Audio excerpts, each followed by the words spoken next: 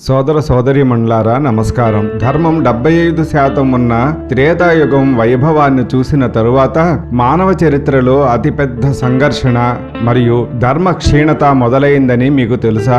అహంకారం, స్వార్థం మరియు అధికారం కోసం పోరాటం ఇవన్నీ కలిపి ధర్మాన్ని మరో పాదం కుంగతీశాయి అని తెలుసా?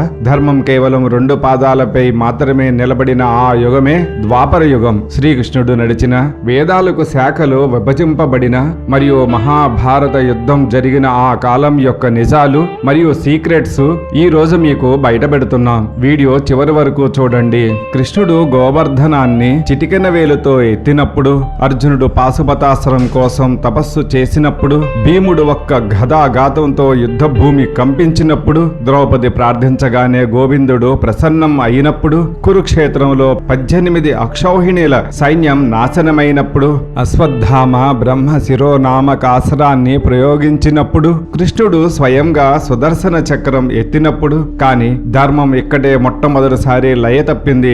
అక్కడే మనిషి తన స్వంత నాశనాన్ని చూసుకున్నాడు. కానీ ఆ యుద్ధం ముగిసిన తరువాత కృష్ణుడు ఒక్క మాట చెప్పాడు: ఇది ధర్మయుద్ధం కాదు, కాలచక్రం. ఎందుకంటే ద్వాపరం అంటే ద్వంద్వం, సత్యం అసత్యం, ధర్మం అధర్మం, ప్రేమ ద్వేషం. అది ధర్మం 2 కాళ్ల మీద నిలబడ్డ యుగం. ఒకే ఒక్కడు పూర్తి సత్యంతో నిలబడితే భూమి మొత్తం తలవంచే యుగం.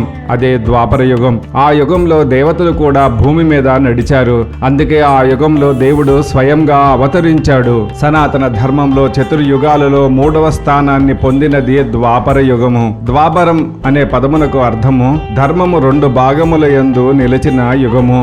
అంటే ధర్మము 4/4 స్థాయిలో మొదలుపెట్టిన చక్రములో ఇప్పుడు 2/4 మాత్రమే నిలిచి ఉన్నది.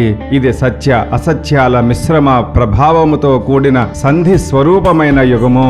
ఈ యుగమునకు యుగాధిపతిగా ప్రకటించబడినది శ్రీమన్నారాయణుని పీత వస్త్ర అవతారము. వేద జ్ఞానము సంక్లిష్టమై ప్రజలు వేదములను అవగతించుటలో దిక్కుతోచని పరిస్థితి ఏర్పడినందున భగవంతుడు స్వయముగా కృష్ణ ద్వైపాయన వ్యాస మునిగా అవతరించి వేదముల నుండి 1131 శాఖలను తీసుకొని ప్రపంచానికి అందించెను. ధర్మోద్ధారకులు వేదోక్త జీవనాన్ని కొనసాగించేందుకు ఇదే మహా మార్గదర్శకత.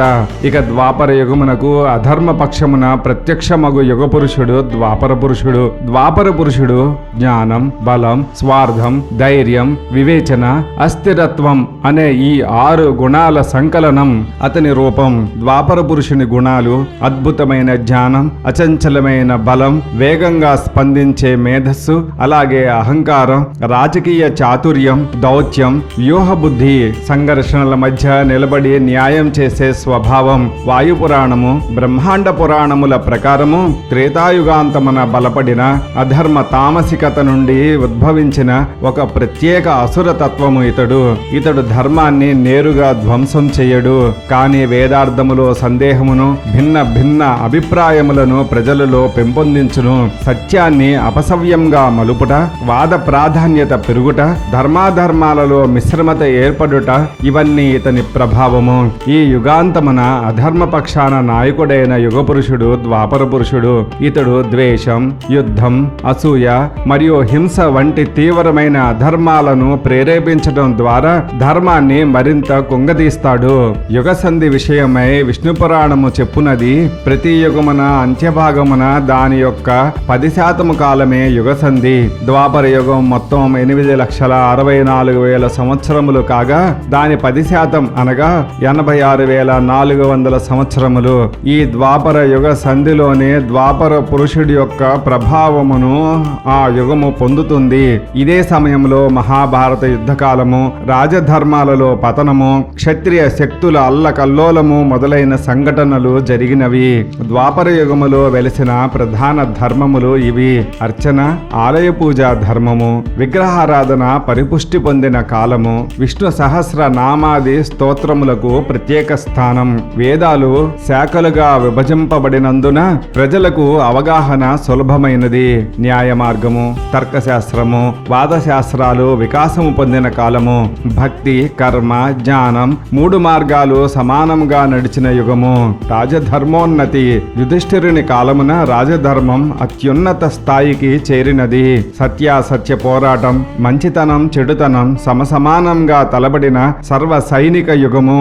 ద్వాపర యుగములో మానవుల యొక్క శక్తి ఉక్కు వంటి శరీర బలం, వేద శక్తి, ధ్యాన శక్తి, మంత్రశక్తి, కవచములు, దివ్యాస్త్రములను నియంత్రించగల శక్తి, భౌతిక అతీంద్రియ శక్తుల మేళవింపు, రాజకీయ, నైతిక, మానసిక శక్తుల పరాకాష్ట. ద్వాపర యుగము అనేది వేద విభజన, ధర్మరక్షణ, న్యాయ శాస్త్ర వికాసం, దేవార్చనా వికాసంతో ప్రసిద్ధి చెందిన మహత్తర కాలము. అయితే అసత్యం శక్తి పొందుటకు దారితీసిన కలియుగానికి పునాది ఈ యుగంలోనే మొదలైంది.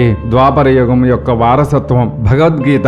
యుద్ధరంగంలో శ్రీకృష్ణుడు అర్జునుడికి బోధించిన ఈ జ్ఞానం నేటికి మానవులకు ధర్మ మార్గాన్ని చూపుతుంది. మన జీవితంలో ద్వాపర లక్షణాలైన అహంకారం, స్వార్థం లేకుండా జీవించటానికి భగవద్గీత మనకు మార్గదర్శకం. తర్వాత వీడియోలో ప్రస్తుతం మనం జీవిస్తున్న కలియుగం యొక్క వాస్తవాలు మరియు దాని నుండి బయటపడే మార్గాలను చర్చిద్దాం. లైక్ చేసి సబ్స్క్రైబ్ చేయండి మరియు కామెంట్లో ద్వాపర యుగం ధర్మపాఠాలు అని రాయండి.